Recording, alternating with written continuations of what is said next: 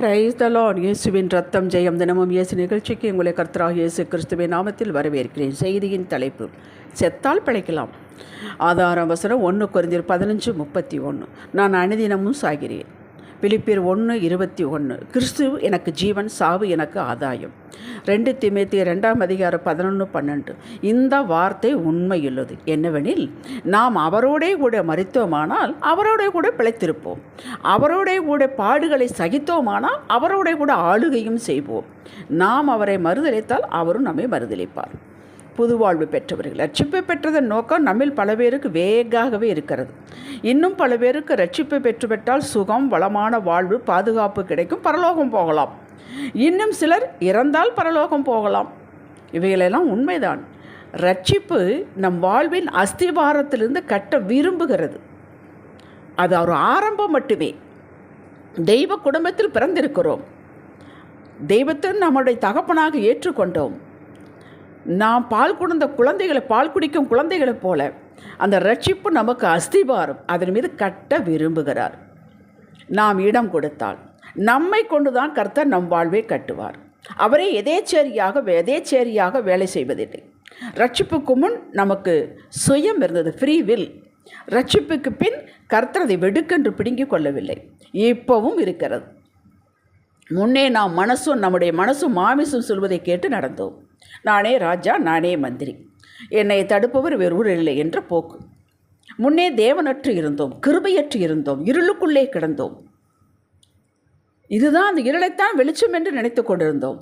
உண்மையான ஒளி, சத்தியம் அறியாமல் இருந்தோம். 1 பேதுரு 2:10. ரட்சிப்பு என்பதே நமது பாவ மூட்டைகளை, பாவ காரியங்களை அறிக்கை செய்து சிலுவையில் வைத்துவிட்டு இயேசுவை ஏற்றுக்கொண்டால் அவருடைய நீதி நம் நீதியாக மாறியது. அதாவது ஒன்றை கொடுத்தோம், விட்டுவிட்டோம், வேறொன்றை பெற்றோம். பண்டமாற்று முறை போல நமது பாவங்கள், சாபங்கள், நம்மேல் விழுந்த ஆக்கினை, பாவத்தின் சம்பளம் மரணம் எல்லாம் ஒரே பேக்கேஜில் ஆக நாம் இயேசுவிடம் தள்ளிவிட்டோம், உருட்டிவிட்டோம். அவர் அதை நம்மிடமிருந்து வாங்கி கொள்ளவில்லை. விருப்பத்தோடு, ஏக்கத்தோடு வேண்டாத சகலத்தை அவருடைய கொடுத்து அவருடைய இரத்தம் என்னை கழுவி விட்டது என்று விசுவாசித்தோம். எல்லாவற்றையும் நம்முடைய விருப்பத்தோடு தான் செய்தோம். அவர் எதையுமே நம்மிடமிருந்து வெடுக்கு என்று பிடிக்க கொள்ளவில்லை. தேவ நீதி நம்மேல் வந்தது அவருடைய கிருபையினால். இதன் பொருள் என்ன? பாவமே செய்யாத நாம் நீதிமான்கள் என்று, பரிசுத்தவான்கள் என்று பரலோக கோர்ட்டு அங்கீகரித்து கொண்டது. ஏன் பரலோக கோர்ட்டு இப்படி அங்கீகரித்தது? நாம் தான் எல்லாவற்றையும் கொடுத்து விட்டோமே, நம்மிடம் ஒன்றுமே இல்லையே. அதாவது ஒன்றுக்கு மரித்தோம், பிரிதொன்றுக்கு பிழைத்தோம்.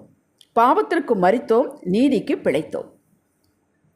இப்போது பிதா நம்மை இயேசு கிறிஸ்துவுக்கு நீதிமான்களாக பார்க்கிறார். நீதிமான்களுக்குரிய சகல ஆசீர்வாதங்கள் நம்மேல் இப்பொழுது இருக்கிறது. பிதாவின் சொந்த சம்பத்து நாம், பிள்ளைகள், ஜனமாக இயேசு கிறிஸ்துவுக்கு உடன் பங்காளிகளாக நாம் மாறிவிட்டோம். எப்படி மாறிவிட்டோம்? வேண்டாத எல்லாம் கொடுத்து விட்டு வேண்டியது நம்ம மேல் விழுந்தது. நாம் சொந்த விருப்பத்தை கொண்டுதான் நாம் இதை செய்தோம். ஒரு மயக்கத்தில் இதெல்லாம் நடந்தது என்று சொல்லவே முடியாது. இது ஆரம்பமே. நம்முடைய பயணம் கர்த்தரோடு இணைந்து ஆரம்பமாகிவிட்டது. இனி நமக்கான காரியங்களை நாமே தலையை உடைத்து கொண்டு யோசிக்க வேண்டியது இல்லை. நம் வாழ்வை கட்ட, உயர்த்த, மேன்மைப்படுத்த, அவருடைய சித்தம் நம் வாழ்வில் செய்து முடிக்க, நம் மூலமாக பல காரியங்கள் செய்து முடிக்க, சாட்சியாக வைக்க அற்புத திட்டங்களோடு நமக்குள்ளேயே கர்த்தர் பரிசுத்த ஆவியானவராக வந்து தங்கிவிட்டார். அல்லேலூயா. போய் வருகிறவர் அல்ல. இவரிடம் ஒரு யோசனை கேட்கலாம் என்றால் எங்கே போய் தேடுவது, எப்போ வருவாரோ என்று திகைக்க வேண்டிய அவசியமில்லை. உங்களது மூச்சை காட்டிலும் அருகிலேயே இருக்கிறார். இப்போது ஆவியானுடைய ஊழியம் நம்மை கிறிஸ்துவின் சாயலுக்கு ஒப்பாக மாற்ற வேண்டும். அதாவது அவரது ஆத்துமாவை போல நம்முடைய ஆத்துமாவை மாற்ற வேண்டும். இதுதான் ஆதி மனிதன்.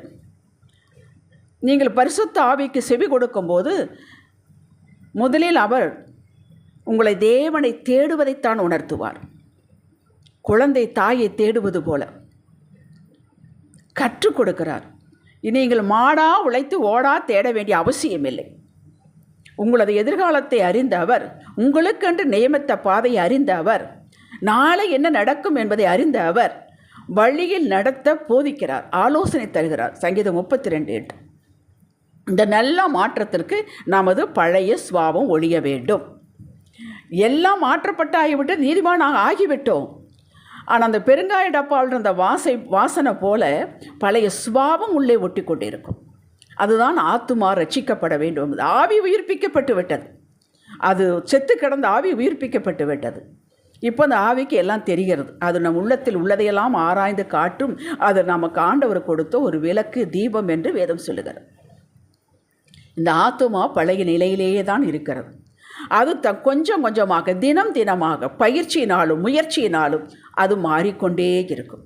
இறுதி வரை பழைய சுபாவம் ஒழிய வேண்டும். சோம்பேறித்தனம், ரோஷம், கோபம், ஜட்ஜ்மெண்ட் செய்தல், அப்புறம் செய்யலாம் என்று தள்ளி போடுதல், பொறாமைப்படுதல், பெருமையாக பேசுன்னு எத்தனையோ பழைய சுபாவங்கள். பழைய மனிதன் இவன் சாக வேண்டும். இதைத்தான் பவுல் நான் அனுதினமும் சாகிறேன் என்றார். நாம் கிறிஸ்துவுக்குள் பிழைக்க வேண்டுமானால், அற்புத அதிசய ஒப்பற்ற வாழ்வு வாழ வேண்டுமானால், ஆவியான விட்டுவிடு என்று உணர்த்துவதை நாம் விட்டுவிட வேண்டும். நம் ஆவி விட்டுவிட ஆயத்தமாக இருக்கும், துடிப்பாக இருக்கும். மாமிசும கத்தும். அவங்க செஞ்சது உங்களுக்கு தெரியாது. அவங்கள என்னை எப்படியெல்லாம் பாடாப்படுத்தினாங்க, அதை சொன்னால் நீங்கள் அழுவீங்க, அப்படியெல்லாம் சொல்லி கத்தும், ஜட்ஜ்மெண்ட் பண்ணும். இந்த மாமிசம் சாக வேண்டும், அதை அடக்க வேண்டும். ரட்சிக்கப்பட்டவன் விசுவாசி தனது பழைய ஆசை இச்சைகளை, வேண்டாத துர்க்குணங்களை சிலுவையில் அறைந்து விட்டான் என்கிறது வேதம். அப்படிங்களா? இதையெல்லாம் விட முடியாது என்றால் நமக்கு புது வாழ்வு கிடையாது என்று சொல்வதை விட, ஆவியானவர் நம் எல்லையில் கிரியை செய்ய முடியாது. மலையளவு கிருபை கொடுத்தாலும் நம் வாழ்வு ஒன்று வேலை செய்யாது. சகிப்தன்மை, ஏற்றுக்கொள்ளும் மனப்பக்குவம், மன்னிப்பது, பொறுமை, ஆர்கியூமெண்ட் பண்ணாமல் நிதானமாக பேசுவது, இது நமக்குள் பிழைத்திருக்க வேண்டும். பலன் தர வேண்டுமானால் மற்றவைகளெல்லாம் சாக வேண்டும். இதைத்தான் சாவு எனக்கு ஆதாயம் என்று சொன்னது. இவைகள் மரித்தால் கிறிஸ்து ஜீவன், ஒளி, நற்குணம், ஆவியின் கனிகள் உங்களுக்குள்ளேருந்து வெளிப்படும். மரித்தால் மட்டும்தான் இவைகள் வெளிப்பட முடியும். அதுவும் இருக்கும், இதுவும் இருக்கும், முடியவே முடியாது. சரீரம் வெடிப்பமாக வேண்டுமென்றால் முதலில் டயட்டில் இருக்க சொல்கிறார்கள். வேண்டாத, ஆகாத, ஒத்து வராத உணவுகளை, பழக்கங்களை விட்டொழிக்க சொல்கிறார்கள். பின் எக்ஸசைஸ் பண்ண சொல்கிறார். இரண்டும் அவசியம். நம் மக்கள் ஒன்றை செய்து ஒன்றை விட்டு விடுவார்கள். ரெண்டும் அவசியம். அதே போலத்தான் ஆத்மாவுக்கும் விட்டுவிட வேண்டும், பயிற்சி எடுக்க வேண்டும். கெட்டது வெளியேற வேண்டும். ஜீவன், ஒளி வெளிப்பாடு, கர்த்தரின் வல்லமே உங்களுக்குள்ளே வெளிப்படும், உங்களுக்குள்ளேருந்து வெளிப்படும். அது பயிற்சியினால்தான் வரும். என்னவா மாறி இருக்கிறார்கள் என்பார் உங்களோடு பழகினவர்கள், இருந்தவர்கள். இதற்கு பயிற்சி வேண்டும். பயிற்சி இல்லாமல் எதுவும் நம்மளே உண்டாகாது. இந்த நல்ல குணங்களை நிலைத்திருக்க நாம் தினமும் அதை அபியாசப்படுத்த வேண்டும். வாழ்க்கையில் ரோசம் வரும்பொழுது அடக்கி கொள்ள வேண்டும். அதை கண்டுகொள்ளாமல் விடுபடும் பொழுது நாளாக அது வெளியேறிவிடும். எதையெல்லாம் நீ கண்டுகொண்டு கவனமாக இருக்கிறீர்களோ அது வளரும். இவ்வளவுதான். ஆவியானவருக்கு கீழ்ப்படிதல் அவசியம். நாம் சிறுக வேண்டும், ஆவியானவர் நமக்குள் பெருக வேண்டும். அவர் வல்லமை பெருக இடம் கொடுக்க வேண்டும். அவர் அளவற்ற வல்லமையோடு நமக்குள் இருக்கிறார். அந்த வல்லமை கிரியை செய்ய நாம் இடம் கொடுக்க வேண்டும். உங்களது பழைய வேண்டாத மனிதனை வெளியேற்ற மட்டும்தான் இது இடம். இந்த ஒளியான ஆவிக்குரிய அற்புத மனிதன் வெளிப்பட முடியும். இந்த மனிதன் புது மனிதன், நீங்கள் தான் உள்ளே இருக்கிற ஆவிக்குரிய மனிதன். அதிகாலையில் எழுந்த கர்த்தரை தேடாமல் இருக்க மாட்டான். தெய்வ பயம் நிரம்பும். அவரது வார்த்தையின் மீது அழாத பிரியம் பெறும். ஏனென்றால் அவரும் வார்த்தையும் ஒன்றுதான். உலக வாழ்வு கூட கொடுக்கப்படும் காரியங்கள் எல்லாம் தேடி வரும். அதன் மீது நம் கண் போகாது. ஏனென்றால் நிச்சயமாக தேடி வரும். மீன்கள் இயேசு சொன்ன இடத்திற்கு தேடி வந்தது.